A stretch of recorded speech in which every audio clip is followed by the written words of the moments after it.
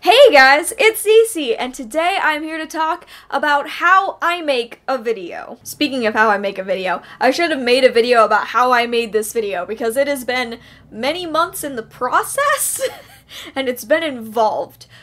But that's not what we're talking about today. Today we are talking about how I make my anticipated releases videos. My anticipated releases videos are what I would argue my most intensive videos that I create every year. They involve the most amount of time researching, prepping. They are the most involved in terms of how long it takes to edit them, to upload them, to get everything prepped. There is just so much involved in these videos that I thought it would be interesting to maybe take you through my process, my couple month-long process, and explain step by step how these videos get made, because I think people would be interested to know. Hopefully you are, if you're watching this. So this is going to be kind of a video where I'm going to be here guiding you through the footage, explaining how things get made, but we're going to be cutting a lot back and forth from vlog footage to, like, computer screen grabs to phone screen grabs. I really wanted to make an effort to show you exactly what I am seeing, what I am working through at every step of the process. So I'm here to try to kind of organize it. That is what me in this setting is for, but we're going to be cutting around a lot. So the first thing to know is that I am only talking about books and the research involved in the videos for January through June. Some of the early research stuff that I'm talking about is going to reach for the entirety of 2019, but the videos in particular, when they're finished, they're only about January and June. So the thing is about creating these videos is that I start doing the research for them 2 years early, because that's just kind of how the book industry works. Book deals are announced generally on Publishers Weekly 1 to 2 years in advance of their publication. Very rarely they will be announced with less time than that.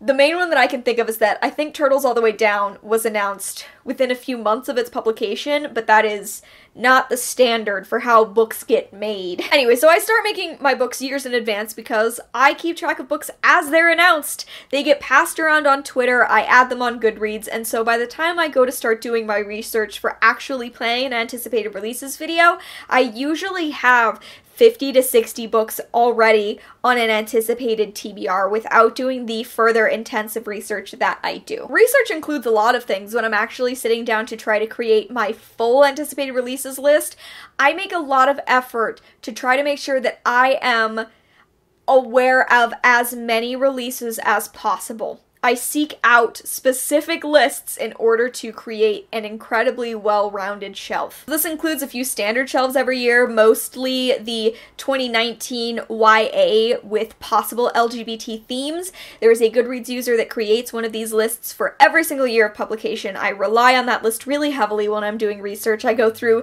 every single book on that shelf and personally read the description, read some reviews, and determine if I want to read that book. I also try to read through debut lists on Goodreads. I specifically seek out lists that feature books that only have people of color as main characters. I try to seek out own voices lists. There's a lot to dig through in Goodreads, and I try to dig through it all because I want as many places as possible contributing to my list. This last year, for 2019, I spent a lot more time than usual trying to focus on adult releases and really trying to find lists for adult releases, which is way more difficult to do than YA. YA lists on Goodreads are very easy to find. They're put together really well. Adult releases are starting to reach that point, but they're still difficult to put together. So after I've done my research and I feel like I have my list of anticipated books done, that is when I make my ARC list. Okay, so what I'm doing right now is, I've actually already been working on this for a while, but what I am slowly putting together is a full list of all of my anticipated releases for the entirety of 2019. So at this point I'm not yet narrowing down books, I'm just trying to create a full list of what my 2019 releases are actually going to look like. What that first involves is listing everything in terms of release date.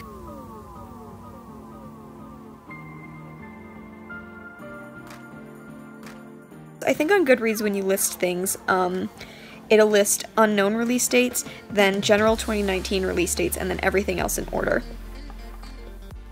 So I'm going through all of those, I'm figuring out who is publishing what, and I'm creating my official list of possible arcs that I want to request.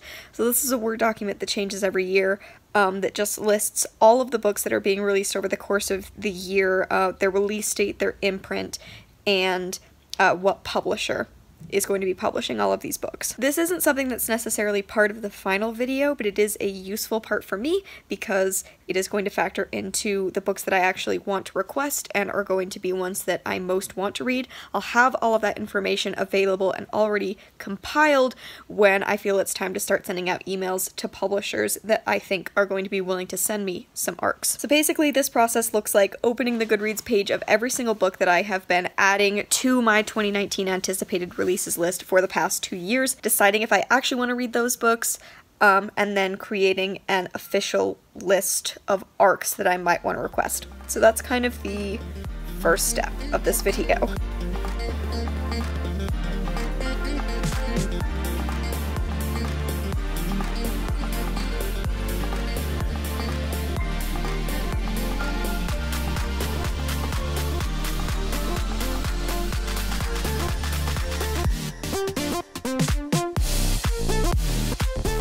So I go through the books by date and I list them in this Word document and say which imprint is publishing them from a particular publisher. You can find this information out usually just by Googling the imprint that's listed on Goodreads and it will tell you who the publisher is. You can also find out using a website like Edelweiss, which is where a lot of professionals request e-ARCs of books. That's usually a pretty good bet for looking at full catalogs of releases. But everything is listed in terms of release date on that sheet and the imprint so that I can later look up which imprints have which emails. I can make notes as to which publishers I already have a contact with, who I'm going to have to send a new email out to. It's a very involved process.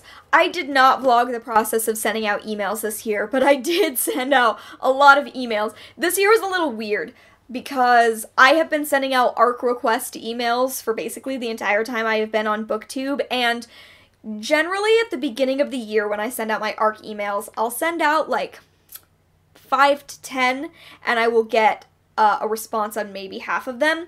This was a bizarre year because I got a response on every single email but one, and it's possible that one of them it was because there was incorrect contact info, honestly. So I wound up being a little overwhelmed when ARCs actually arrived. It was kind of a big deal. I didn't vlog that, but I got a lot of ARCs in the mail, and they're stacked everywhere.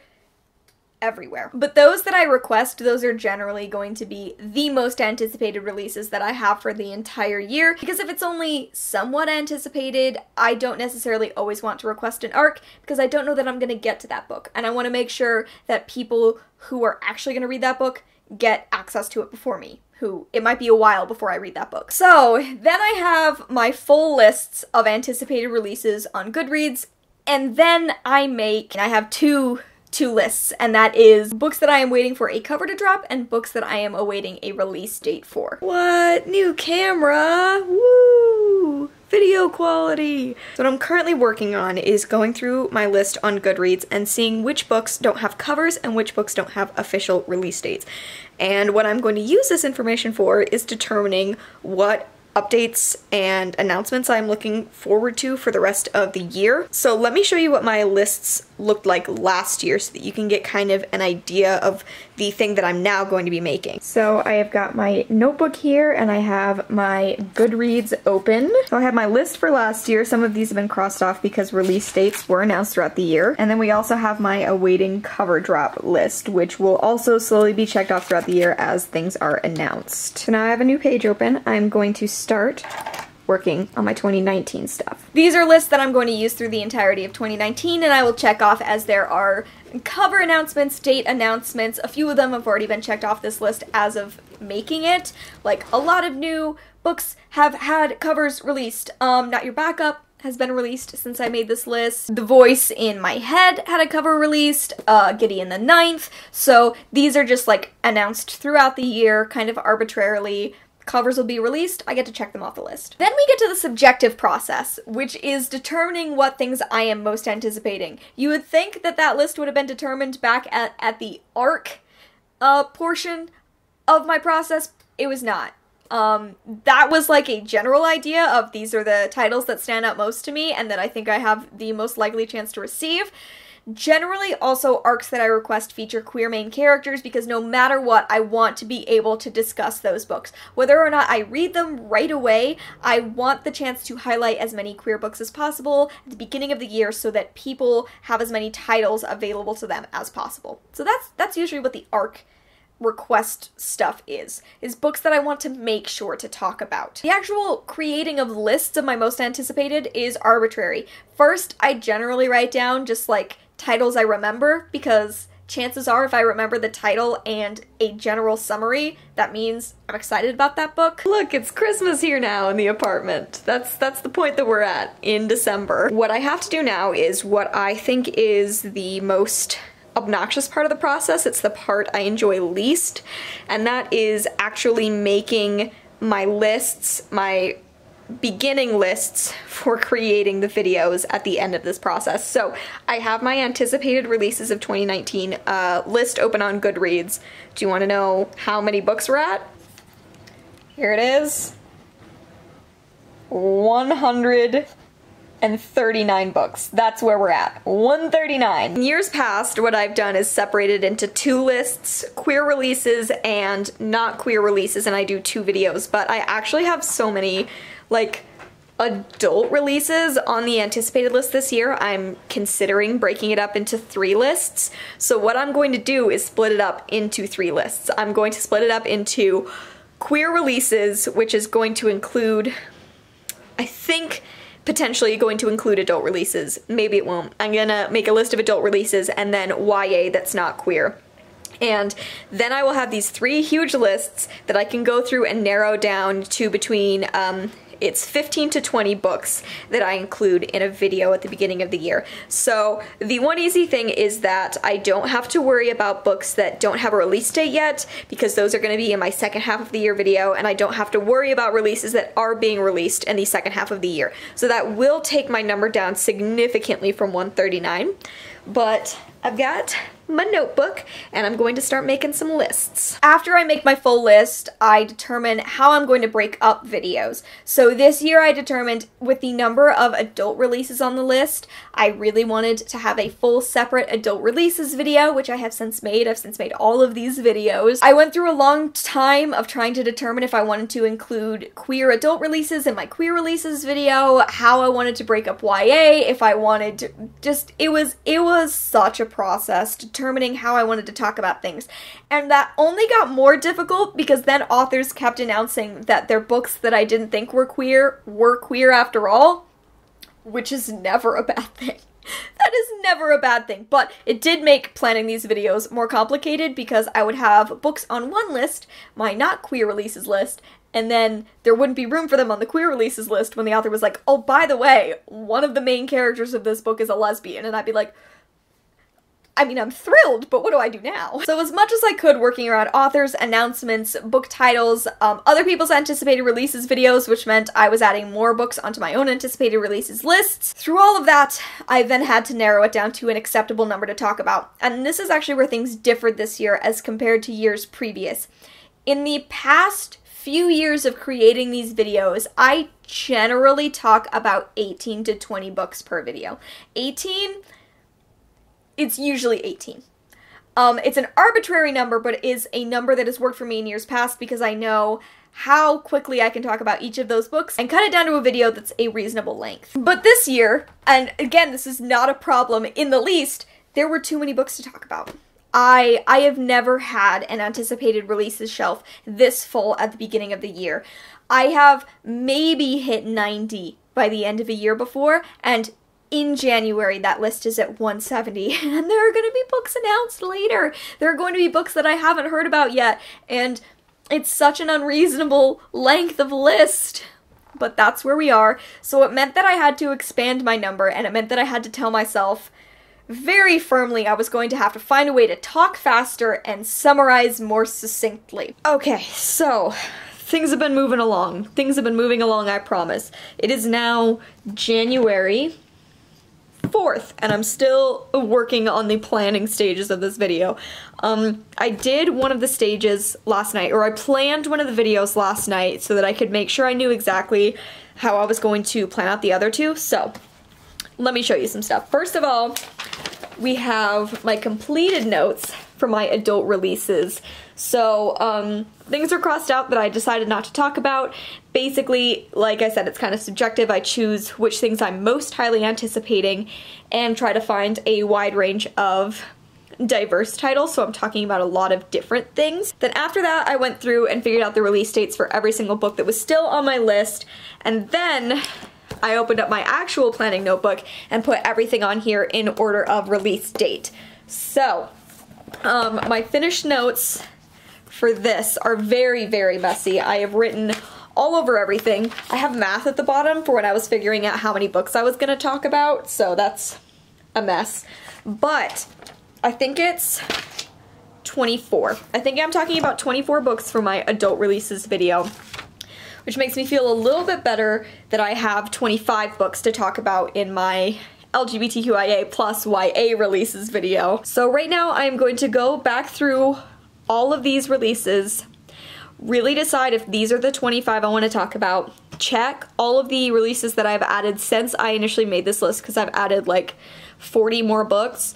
I can't add that many more books to this list. It's already ridiculous, but really look through, really decide what I'm most excited for, and then I'm going to make a list for my queer YA releases, and then I have to do the same thing all over again for every other YA book that I'm anticipating. Okay, so I am going to watch over my favorites video so I can make sure it's all edited correctly. I can add some info cards to it, and then at the same time work on researching all of this so that I can finish this step, and then everything will be planned, and then it's time to film. Okay, I've been working on this for the longest time. It's actually a total of 27 books on this list. That is 9 more than I usually talk about per video. So it actually takes up 3 full pages of notes, which is ridiculous for me. I did add a couple new ones up at the top there. I added Out of Salem and Switchback. I got those from Dahlia's Barnes & Noble posts, and yeah, so that is 2 of the 3 done. Luckily, this last one is a much shorter list. Look at this, it all fits on 1 page, so it's going to be really easy to quickly put together, but I think I'm actually going to read a bit tonight before I work on this, because I am tired. I could have talked about a couple more books in that YA, like, extended video, but I really wanted to use that video as much as possible to discuss books from marginalized authors and about marginalized characters. That meant that I was arranging things in a particular way because that's what I like to focus on with my channel. Actually, I want to take a quick jump over to talk about that a little bit more. So there have been a lot of comments in years past on anticipated releases videos, and there have been comments on this year's anticipated releases videos asking me why certain books aren't on my list. This year I've had some questions about why the sequel to Carry On wasn't on my queer releases list. I responded to that comment because I thought it was a question that deserved an answer. And I actually want to talk a little bit more about it in this video because I think it says something about the motivation behind this channel and what I'm trying to do with this channel. I have never read Carry On. I don't particularly have an interest in reading Carry On. I respect that so many people do, and I respect that that book has provided a place for people to see themselves in fantasy, because queer fantasy has been limited, so I respect Carry On for that.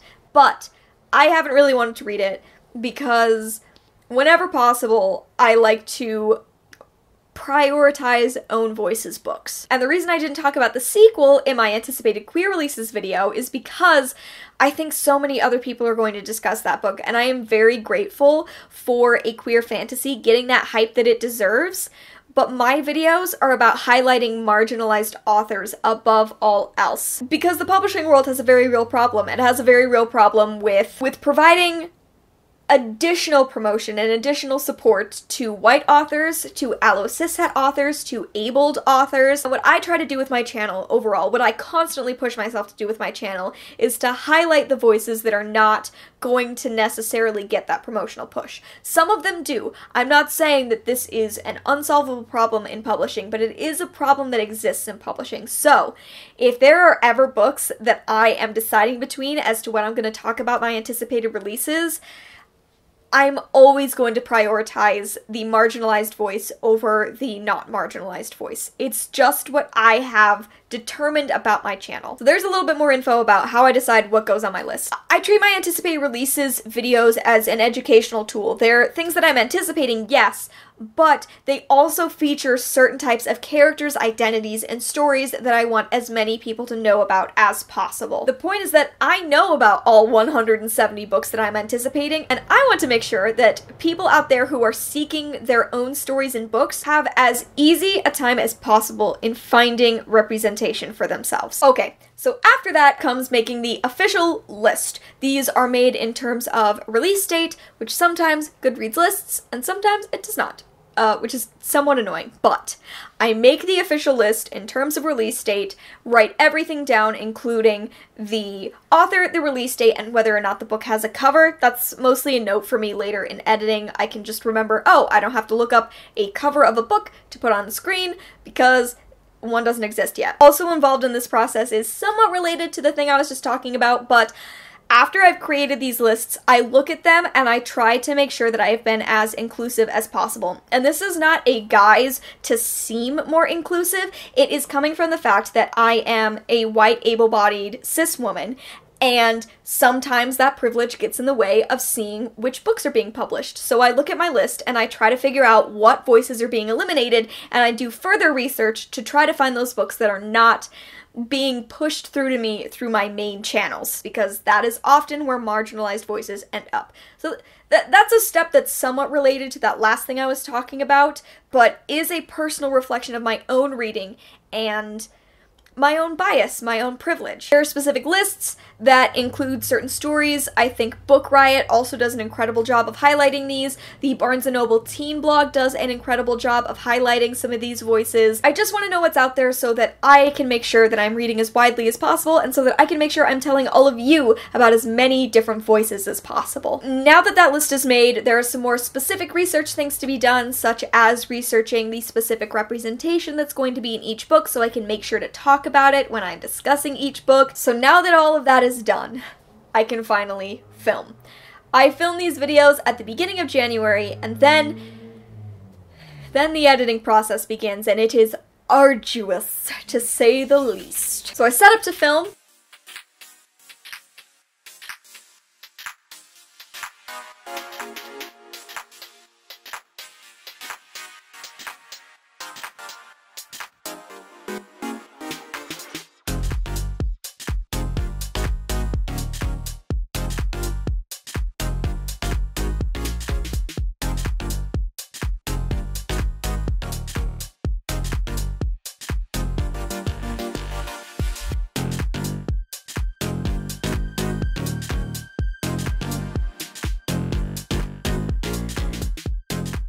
I pick which outfits I'm going to wear, which are somewhat influenced by how I make my thumbnails for that video, which is that I cut myself out and then I put a bunch of books behind me. So I try to pick things that are going to be easy to Photoshop my way around. While I am setting up, I also reread the summaries for every single book that I'm going to be talking about. Plus, I read some summaries in different reviews so that I have as good an idea as possible about the subject of each book so that I can summarize it quickly when it comes time to talk about it.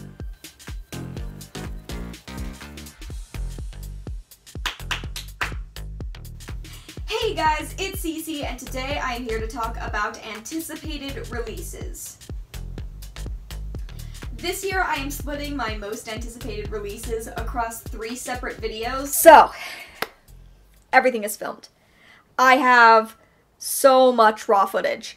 Generally, I wind up with about 45 minutes to an hour of raw footage per anticipated releases video, and at the end they wind up being between 20 to 25 minutes long. So that is a lot of footage that I've got to edit out. So then I edit the video. I edit in Adobe Premiere Pro. I started editing in Premiere Pro last June, I think, and I've slowly gotten better at it.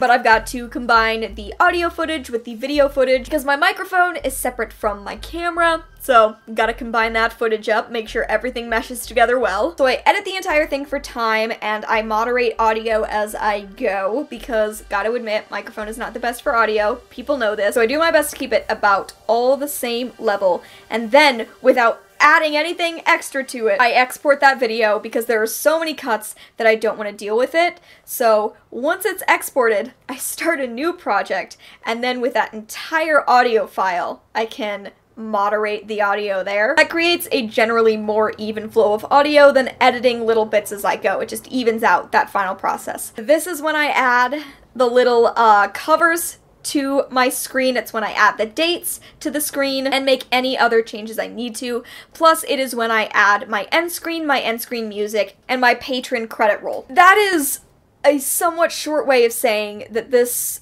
each video takes me many sessions of editing to finish. It is an intensive process. I have to force myself to edit it because I love the final product, but it is such an intense, annoying, detailed-oriented process that I get really frustrated with myself, so it takes a lot of different times of editing it. But then I export, and it's time to create the thumbnail. I use BeFunky, the photo editor, in order to create all of my thumbnails. I do need an additional photo editing source in order to make these thumbnails in particular, so I've been having some issues getting my rights to the Photoshop that I purchased back, so I've been using GIMP, which has a lot of the same systems that Photoshop uses, so it's kind of easy if you know Photoshop to jump over to GIMP. But I cut myself out, and I use the book covers that I want, usually the ones I find the prettiest, to create my background, wash it out enough, and then put my face on there and put the letters on there. I pretty much randomly choose a different color for every single month of videos. My thumbnails are color-coded by month, but at the beginning of the month, I just kind of look at what my 3 most recent colors have been and go, okay, you can't use green, purple, or red, so yellow it is. It's a very scientific process, really.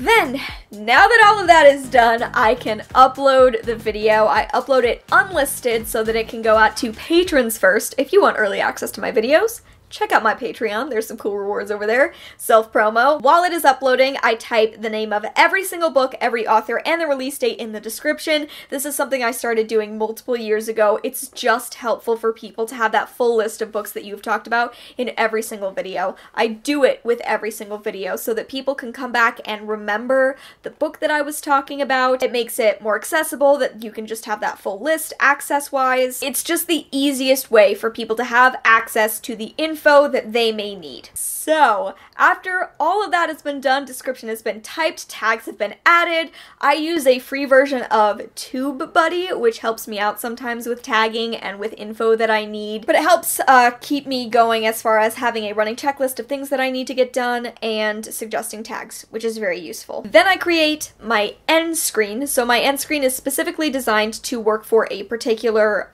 collection of items. So originally it used to be 2 videos and a subscribe button. Now that I have the rolling patron end credits, it is my most recent video, a subscribe button, and the link to my Patreon. That means that the video is complete enough that it can be sent to patrons, so it is. It's uploaded to patrons so that they have early access to that video. While that is uploaded and patrons can watch it, I actually this year implemented a new thing in terms of promotion that I want to talk about for a minute, just so that you understand kind of the full scope of what it means to make videos. This is a video that I like to promote because I spent so much time on, so I do whatever I can to promote that video. So this year, I wound up tagging a lot of authors and publishers in this video so that I could kind of get some traction on it, and it was really awesome because I had a ton of authors respond, and a couple of publishers, including Simon & Schuster, retweet my individual videos. Which is really cool for me because it sends more views and more subscribers my way. Plus, book bloggers do like a ridiculous amount, a ridiculous fuck ton of work for free for book publishers.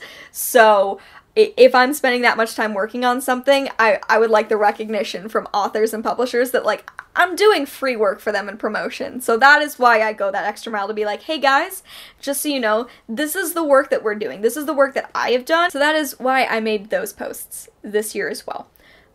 Which was cool, because it also meant that I got to interact with a lot of incredible authors who are on their 5th book or who are on their 1st book. and I like working with authors. It's something I love to do. I love promoting books, I love discussing books, so talking about those books with those authors and those publishers is awesome. That promotion is also a way for me to create new connections with publishers that I maybe don't already have that connection with. Because like I said back in the ARC info portion of this video, I do already have contacts at a couple of different publishing houses that give me really easy access to ARCs.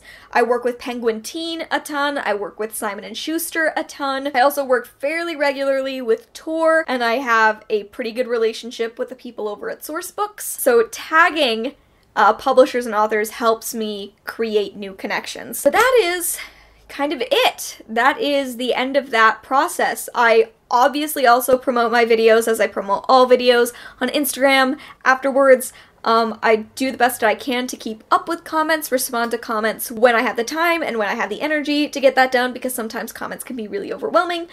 Sometimes it's difficult to wade through comments because I get notifications for very old videos and it's like my ex-girlfriend's face and a video about how, oh, you're so cute together, and like, that is very draining to see when you go into your comment section. So I respond to comments where I can and where the energy for that is, because I really want to interact with people. It's just that sometimes I've got to take that space. But that's it!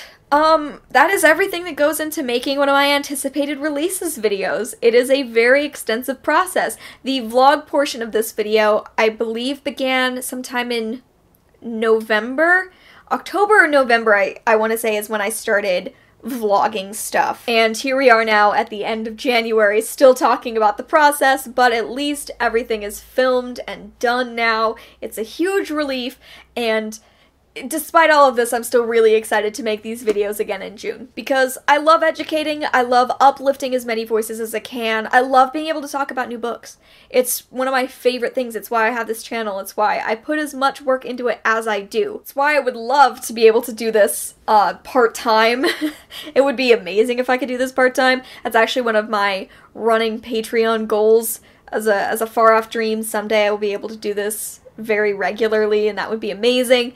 Like I said, you can go and check out Patreon. There's also a Ko-fi link in the description if you maybe just want to buy me a coffee. Obviously, there is no pressure to do anything like that. Those are ways to support me beyond watching my videos if you have the means or ever want to support me beyond just viewing my videos, which I super appreciate. I love the people who view my videos. But if you wanted to know more about other ways to support me, in the description. Okay. That's it, we're gonna wrap it up. I hope that you enjoyed this video. I hope that you enjoyed learning a little bit more about me and my process and everything that goes into what I do. Is my video making process at all similar to yours? If you make booktube videos, let me know down in the comments below. I'd love to compare ideas as to how these videos get made, because we all do a lot of fucking work, you guys, and I think that celebrating that work is really important because we're doing it, usually for no money at all. So celebrate each other for working hard in the comments. I would love to be a part of that. I would love to be a part of celebrating people doing work. Thank you so much for watching. I hope you enjoyed, and I will see you in another video very soon. Bye!